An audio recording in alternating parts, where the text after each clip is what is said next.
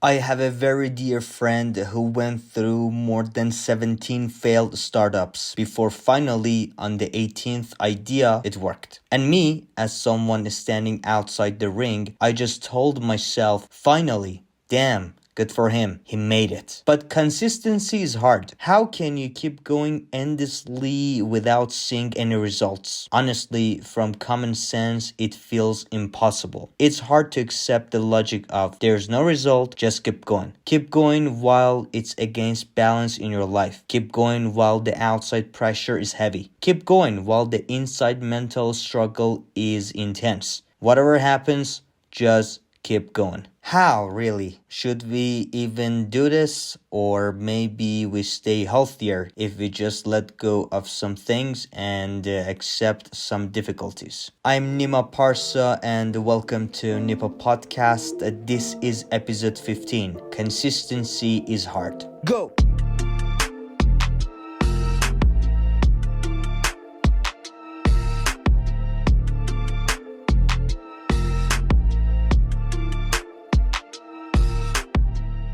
Everyone says the key to success is to do something consistently, meaning take one step every day. They're right. Consistency has many advantages. One of the biggest is it brings results, even if they're small. In the book Atomic Habits, we read, if you get just 1% better every day, in 1 year you will be almost 37 times improved. That's insane, right? This is the power of small efforts compounding. Another point is that consistency builds identity. When you do something every day, your mind starts to believe, I'm a person who does this. For example, if you write even 5 minutes every day, after a while you see yourself as a writer, not just someone who writes occasionally. But on the other hand, of course, consistency also has disadvantages. Let's be real. Sometimes consistency can be a prison. You keep going only to tick the box without checking if what you're doing still has any benefit. Cal Newport, in his book Deep Work, which I really recommend if you haven't read, says, we need to be careful that what we're consistent in is actually worth it. Otherwise, we are pouring our energy and focus into something that might be the wrong path. Let me give you an example from my own work. One of my students was very consistent. He swore to me that he studied English 3 hours every day, but because his methods were wrong, for instance, only memorizing vocabulary with Persian meaning, he never got the result he wanted. In this scenario, consistency not only didn't help, it just burned his time and gave him the illusion of progress. To summarize, consistency is great because it pushes you forward and builds your identity. But we must be careful it's not blind.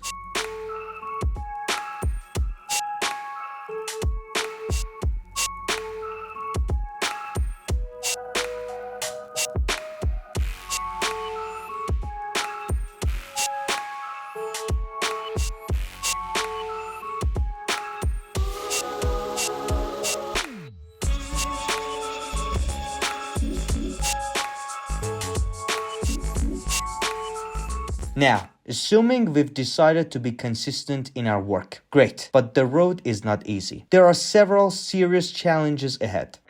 Boredom. To be honest, when you repeat the same thing every day, its excitement fades. Even something you love can suddenly become the most boring thing in the world.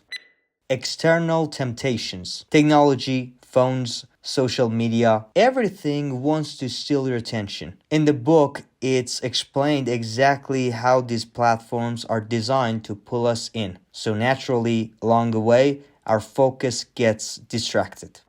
Doubt. It's very normal not to see results quickly, and this creates doubt inside. Robert Greene in Mastery says, to become a master in any field requires thousands of hours of consistent work. But usually halfway, we lose hope because we don't see results, and we quit. Environment and people. If the people around us are not consistent themselves and you start being consistent, they might make fun of you, exclude you, or make you feel you don't belong. And that can make continuing extremely hard. As I have mentioned before, these challenges are for someone who has chosen to bring consistency into their life. Now, the main question is, how do we deal with these challenges?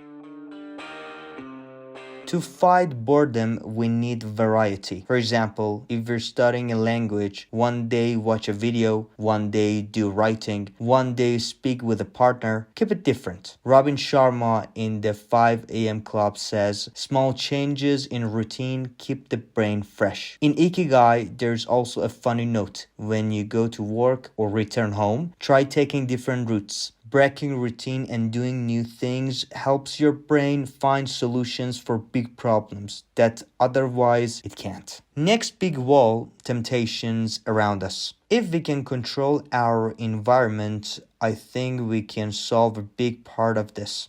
Again, Cal Newport in his great book Digital Minimalism says the easiest way to win is to remove the triggers. Don't keep Instagram right at hand or set a specific time for your phone. Basically, cut out the things that trigger your temptations. Another topic worth thinking about, facing doubt. Here, focusing on the process works very well instead of thinking about the result. For me personally, this has always been a huge challenge with consistency. Whenever I was result orientated, I burned out quickly. In any process, if we are result orientated, our mind is doomed to quit. So we must focus on the process and try to build a friendly relationship with it. Let me share a personal example. Having a fit body has always been one of my goals, like for many of my friends. But I realized the process is long and I don't really enjoy going to the gym. My mind was always result orientated, and because I didn't see quick results, I kept quitting. The solution for me was changing the way I worked out. Since childhood, I wanted to do a martial art, so I chose boxing because it excites me. Now, in the mornings, I go to the gym not because I want a fit body, but because I enjoy the training. By changing the environment and the people in it, I made it easier to stick with it. This is exactly what Jordan Peterson says in 12 Rules for Life. Hang out with people who make consistency easier for reaching your goals. And the last point that I think really helps, we must forgive ourselves. If one day we skip, if we fail to do what we planned, just let it go and try to get back to the routine. One small mistake doesn't hurt the overall process. We just must not let it domino into repetition.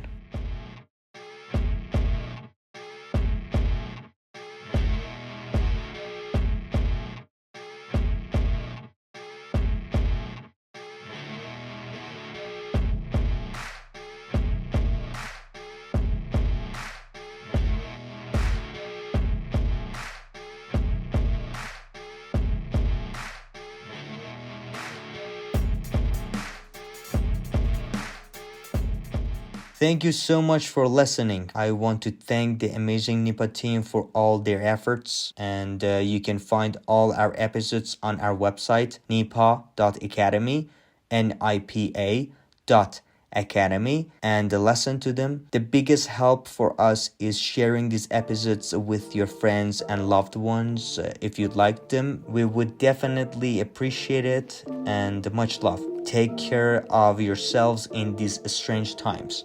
Go!